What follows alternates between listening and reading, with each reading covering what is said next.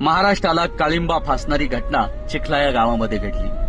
हे जे कडेवर दिसणारं छोटं चिमुकलं बाळ आहे, आई इकडे आंदोलनामध्ये शिवरायांचा पुतळा हटू नये म्हणून लढत होती, तर ह्या बाळाला 3 वर्षाच्या बाळाला नराधामांनी उचलून नेलं, त्याचं अपहरण केलं आणि त्याच्या कानाला मार आहे। म्हणजे या लहान 1.5 वर्षाच्या लेकराला जर तुम्ही मारहाण करू शकत असाल तर एवढी निंदनीय घटना संपूर्ण महाराष्ट्रामध्ये कुठेही पाहायला मिळणार नाही। कारण जातीपातीचं राजकारण करणाऱ्यांनो, शिवराय हे एका जातीचे नाही, शिवरायांनी 18 पगड जातीला सोबत घेऊन चालण्याचं काम केलं।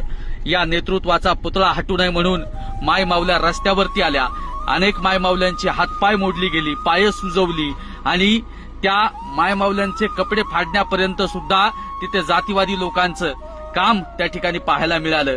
अशा लोकांना कठोरात कठोर शिक्षा झाली पाहिजे, नाहीतर संपूर्ण महाराष्ट्र रस्त्यावरती उतरेल। बांधवांनो, हा व्हिडिओ संपूर्ण महाराष्ट्रभर पोहोचवा। आपला मित्र उदय भिसे पाटील, जय जिजाऊ।